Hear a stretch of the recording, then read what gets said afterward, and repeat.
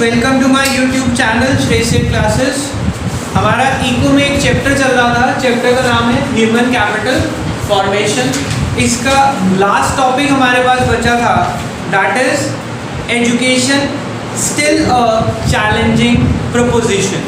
बेटा इस टॉपिक को करने से पहले एक बार हम लास्ट टॉपिक पे आते हैं जो हमने पढ़ा था।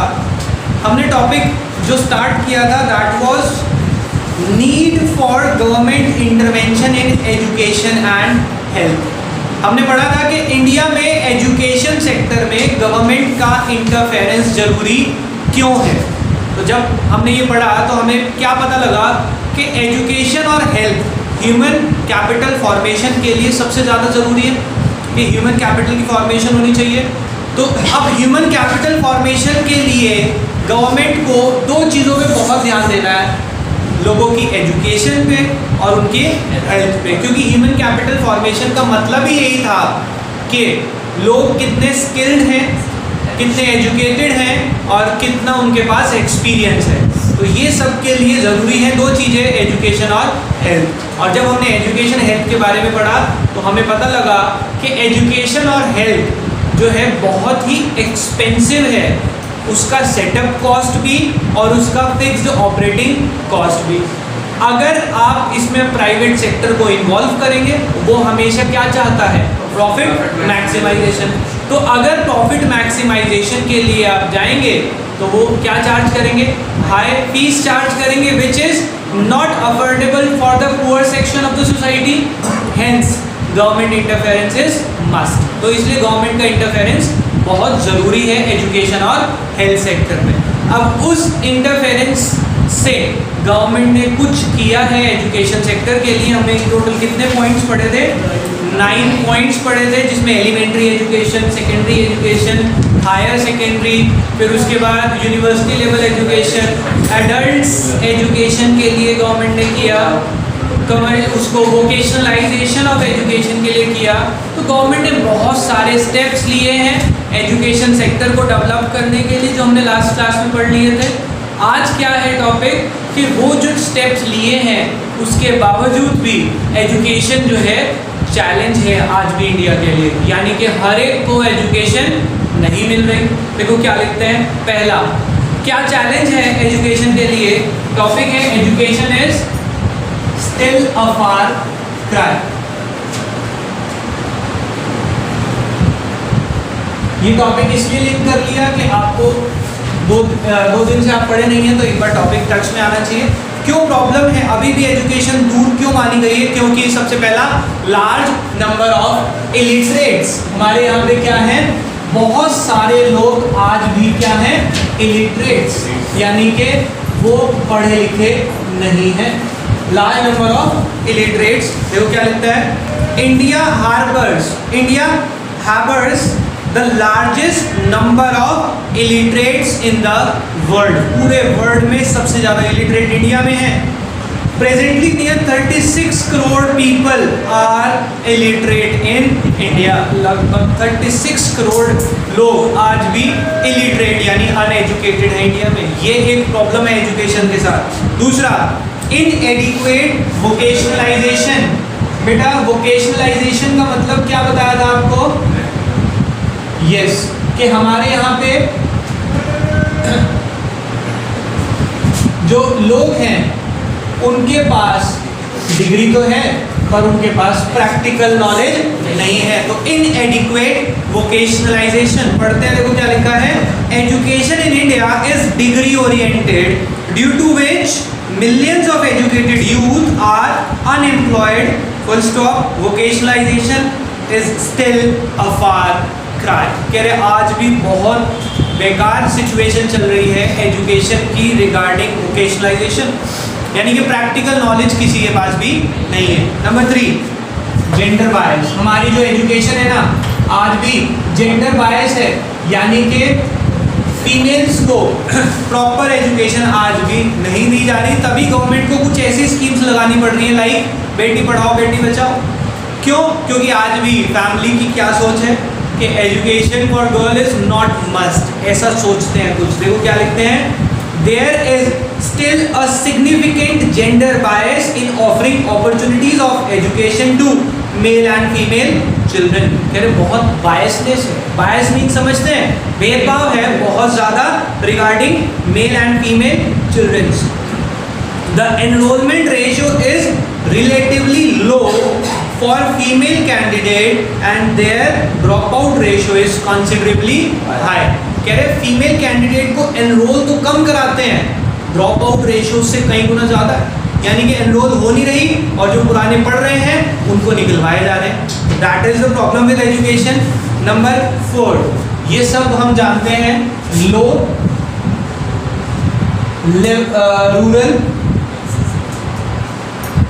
लो रूरल असेस लेवल। इसका मतलब क्या है कि गांव के एरिया में आज भी लोग एजुकेशन को असेस नहीं कर पा रहे, यानी कि उन लोगों को आज भी अच्छी एजुकेशन अवेलेबल नहीं हो पा रही। ये प्रॉब्लम है एजुकेशन के साथ। जितना मर्जी गवर्नमेंट ने स्टेप्स लिए हैं, बहुत स्कूल्स, यूनिवर्सिटीज, कॉलेजेस डेवलप करे हैं, बट स्टिल रूरल एरियाज में उनको अच्छी एजुकेशन के लिए एक्सेस नहीं मिल रहा। देखो क्या लिखते हैं, there is a high degree of disparity in access to education. कह रहे बहुत ज़्यादा वेरिएशन है आज भी access to variation, sorry education को असेस नहीं कर पा रहे। कौन लोग? Rural areas. दोबारा से पढ़े, there is a high degree of disparity. Disparity means भेदभाव, बहुत ज़्यादा डिस्पैरिटी है in access to education. The assess level is considerably low for rural people as compared to urban population। कह रहे अर्बन के कंपैरिजन में रूरल में assess level बहुत कम है। नेक्स्ट, एक और प्रॉब्लम है एजुकेशन के साथ, दैट इज प्राइवेटाइजेशन। हम सब देखते हैं आज की डेट में एजुकेशन सेक्टर ज़्यादातर प्राइवेटाइज हो गया है, और privatize means they will always think of profit maximization, and if they will think for profit maximization they will always charge high fees which is out of the coverage for maximum people of India who are poor। तो poor people afford नहीं कर पाएंगे। This is the problem for education। पढ़ते हैं क्या लिखा है, Due to growing trend of privatization of education, the education have become very expensive and this has increased the gulf between assessed level of rich and poor। कह रहे इतनी महंगी हो गई है कि एक्सेस लेवल में ही डिफरेंस आ गया है of rich and poor. Rich people assess कर पा रहे हैं, poor people can not assess the facility of education. Hence there is a drought of education। कह रहे इसलिए सूखा पड़ गया है एजुकेशन का, education opportunities for poorer section of the society. Poorer section के लिए ड्रॉट हो चुका है क्योंकि वो इसको अफोर्ड नहीं कर पा रहे। Is it okay?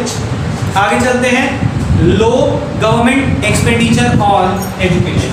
इधर समझना बेटा, लो गवर्नमेंट एक्सपेंडिचर ऑन एजुकेशन। इसका मतलब क्या गवर्नमेंट एजुकेशन पे खर्चा नहीं कर रही? करती है बेटा। सरकारी स्कूल चल रहे हैं, उनको मिड डे मील्स दे रहे हैं, सरकारी टीचर्स को सैलरी दे रहे हैं। आप देखते हैं कितनी सैलरी है। गवर्नमेंट खर्चा तो करती है पर जितना कहा था उससे कम करती है।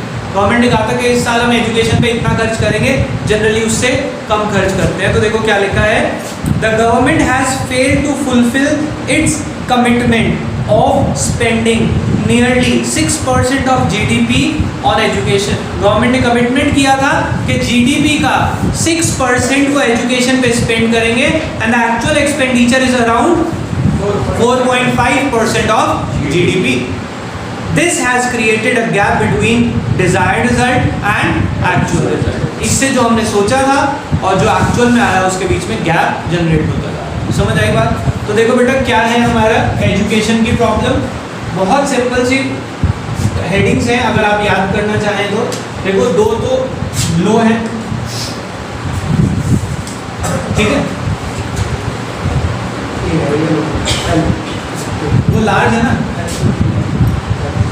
तो चलो इसको याद करते हैं बेटा एक बार।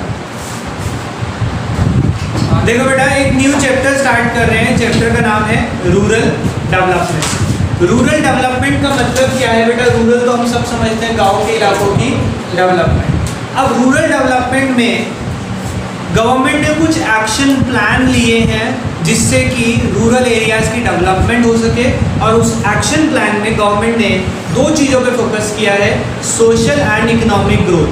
कौन सी growth? Social growth as well as economic growth. अब सोशल एंड इकोनॉमिक ग्रोथ में उन्होंने दो तरह के चैलेंजेस पे फोकस किया है, एक होता है लिंगरिंग चैलेंजेस और एक होते हैं इमर्जिंग चैलेंजेस। ध्यान से समझना, समरी बना रहा हूँ। Rural development is an action plan, it is an action plan focus on which focuses on, जिस किस पे फोकस करता है? Social and economic, social and economic development of rural area. Rural areas की सोशल एंड इकोनॉमिक डेवलपमेंट पे focus करते हैं। और ये जो एक्शन प्लान है ये दो चीज़ों पे ध्यान रखता है कि जो डेवलपमेंट में प्रॉब्लम आ रही है, दो तरह की प्रॉब्लम है। एक तो होते हैं हमारे लिंगरिंग चैलेंजेस। बेटा लिंगरिंग कौन से होते हैं? जो पुराने चले आ रहे हैं। और इमर्जिंग यानी कि जो नए नए चैलेंजेस आ रहे हैं, कि गांव की डेवलपमेंट में कुछ तो पुरानी प्रॉब्लम्स चलती आ रही है, वो लिंगरिंग है, और कुछ नई प्रॉब्लम्स जनरेट हो रही हैं, उसको इमर्जिंग चैलेंजेस बोला। लिंगरिंग चैलेंजेस में दो आते हैं, रूरल क्रेडिट और दूसरा रूरल मार्केटिंग। रूरल मार्केटिंग का मतलब क्या है बेटा यहाँ पे? कि रूरल एरियाज में जो प्रोडक्ट डेवलप हो रहे हैं उनको एक प्रॉपर मार्केट नहीं मिलती। और इमर्जिंग चैलेंजेस में हमारे कौन कौन से होते हैं? Which are related to sustainable development and organic farming. Sustainable development और दूसरा ऑर्गेनिक फार्म। ध्यान से समझें कि ये पूरा चैप्टर है हमारा, इस चैप्टर में और कुछ है ही नहीं। तो ये जो हमारे लिंगरिंग चैलेंजेस हैं क्या है? कि गांव के लोगों को उधार नहीं मिलता, क्योंकि हमारे फार्मर जो है स्मॉल एंड मार्जिनल फार्मर हैं, उन्हें सर्वाइवल के लिए और एग्रीकल्चर को रन करने के लिए पैसा चाहिए, जो उन्हें उधार नहीं मिलता। उसको उधार दिलवाने के लिए गवर्नमेंट ने कुछ एक्शन लिए हैं, that is the action plan.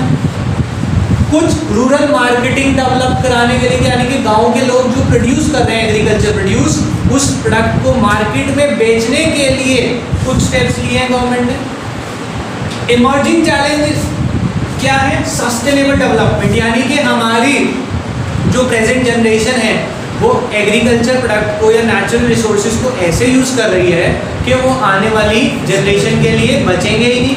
तो इसीलिए ये इमर्जिंग चैलेंज है कि वो उन्हें ऐसे यूज़ करना सिखा रहे हैं कि आप तो यूज़ करें ही, साथ में फ्यूचर जनरेशन के लिए भी ये बच जाए। That is sustainable development. और साथ में क्या एक चैलेंज और आ रहा है? Organic farming. हम इंसेक्टिसाइड पेस्टिसाइड्स का इतना यूज़ करने लग गए हैं कि वो अल्टीमेटली अब ह्यूमन लाइफ को डिस्टर्ब कर रहे हैं। तो अब हमारी गवर्नमेंट ने कुछ स्टेप्स लिए हैं कि वो जो फार्मिंग होगी वो ऑर्गेनिक होगी, यानी कि नेचुरल कंपोस्ट और मैन्योर से होगी, जिससे कि हेल्दी फूड डेवलप हो सके।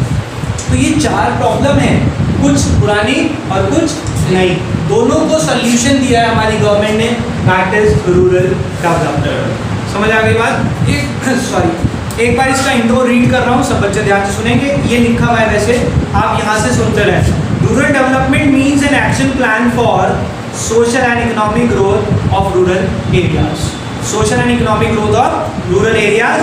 The action plan try to focus on, किस पे फोकस करता है? On lingering challenges as well as emerging challenges.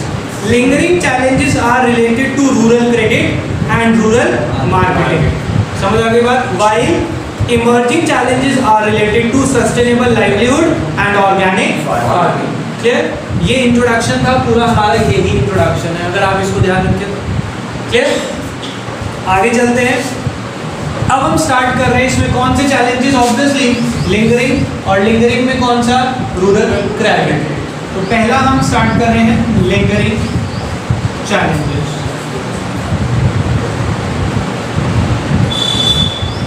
देखो क्या लिखा है लिंगरिंग चैलेंजेस में। पहला, चैलेंज ऑफ रूरल क्रेडिट।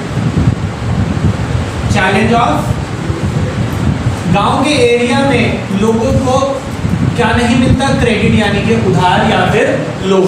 देखो क्या लिखते हैं, रूरल क्रेडिट और agriculture credit means credit for farming. कह रहे रूरल क्रेडिट का मतलब क्या है, क्रेडिट फॉर फार्मिंग, उन्हें फार्मिंग के लिए पैसा चाहिए। Credit is a lifeline of farming activity in the rural area. कह रहे रूरल एरिया में फार्मिंग के लिए जो उधार है ना, वो उसका लाइफलाइन है। अगर उधार नहीं मिलेगा तो हमारे फार्मर सर्वाइव नहीं कर पाएंगे। This is because small and marginal farmer who produce only for subsistence and the gestation period between sowing and harvesting. कह रहे जो स्मॉल और मार्जिनल फार्मर है उन्हें क्रेडिट क्यों चाहिए, अपने सर्वाइवल के लिए कि भाई एक तो गैप बहुत है, आज बीज बोए तो 6 महीने बाद फसल मिलेगी आपको, अब 6 महीने तक आपको सर्वाइवल के लिए, सब्सिस्टेंस के लिए पैसा चाहिए, उसके लिए उधार लेना पड़ता है। और वो उधार जो है 3 तरह से मिलता है, short term credit, medium term and long term. हमने ये पढ़ा हुआ है। शॉर्ट टर्म क्रेडिट जनरली कितने टाइम के लिए होता है, for a period of up to 6 to 12 months. ये जनरली हम क्यों लेते हैं, बिल लिए हुए हैं, इलेक्ट्रिसिटी बिल्स हैं या फिर इंसेक्टिसाइड पेस्टिसाइड के लिए। देखो क्या लिखते हैं, it is basically required for purchase of input like seeds, fertilizers, insecticides, pesticides and sometime for making payment of electricity bills. Full stop. Short term credit is generally required for small and marginal farmers. They raise for the time period of 6 to 12 months। कितने time के लिए लेते हैं generally, 6 to 12 months के लिए। Next medium term जो मिलता है वो कितने ड्यूरेशन के लिए होता है, 1 year to 5 year। ये किस लिए लेते हैं हम जनरली, हमें कोई मशीनरी खरीदनी है, फेंसेस लगानी है, फेंसेस समझते हैं तार बाड़ करना है, या फिर आपको और क्या काम के लिए ले सकते हैं, कुआं खोदना है, डिगिंग द वेल। तो देखो क्या लिखते हैं, medium term credit is generally raised for a period of 12 months to 5 years for the purpose of purchase of machinery, construction of fences, digging of wells, etc. clear। Last long term जो होता है वो कितने time के लिए होता है, 5 साल से 20 साल तक के लिए।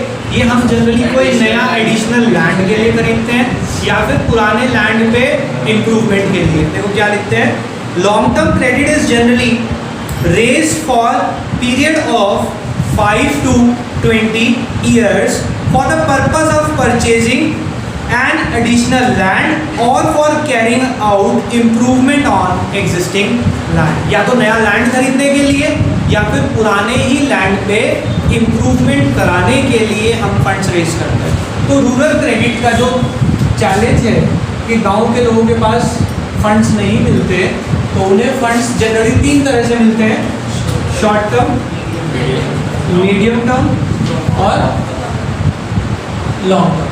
बेटा चैलेंज कैसे है, एक बार याद रखना इसको, because our farmers are small and marginal farmers and there is a time gap between sowing and harvesting, so they needs credit for subsistence. उन्हें सब्सिस्टेंस के लिए फंड्स चाहिए, which is a lifeline for rural credit. Rural credit जो है उसकी lifeline मानी जाती है। 3 तरह के फंड्स अरेंज होते हैं। शॉर्ट टर्म अब जो होते हैं वो क्या है, 6 months to 12 months। ये जो मिलते हैं 12 months to 5 years और ये 5 years to 20 years। ठीक है, आपको तीनों का पर्पस पता लग गया। ये रूटीन के लिए, ये फेंसेस वगैरह या मशीनरी के लिए, ये कंस्ट्रक्शन के लिए या फिर नया लैंड खरीदने के लिए। अब ये जो फंड्स हमें अरेंज करने हैं, चाहे शॉर्ट टर्म के लिए हो, चाहे ये लॉन्ग टर्म के लिए हो, इसको अरेंज करने के हमारे पास 2 सोर्स होते हैं, इंस्टीट्यूशनल सोर्स और नॉन इंस्टीट्यूशनल। इंस्टीट्यूशनल मतलब बैंक वगैरह, non institutional like money lenders, zamindars जो heavy rate of interest charge करते हैं। तो ये कहाँ से अरेंज हो सकते हैं, that is the source of credit. Source of credit कहाँ से मिल सकता है, इसको हम करेंगे नेक्स्ट क्लास में। अभी के लिए इतना ही, बाय बाय।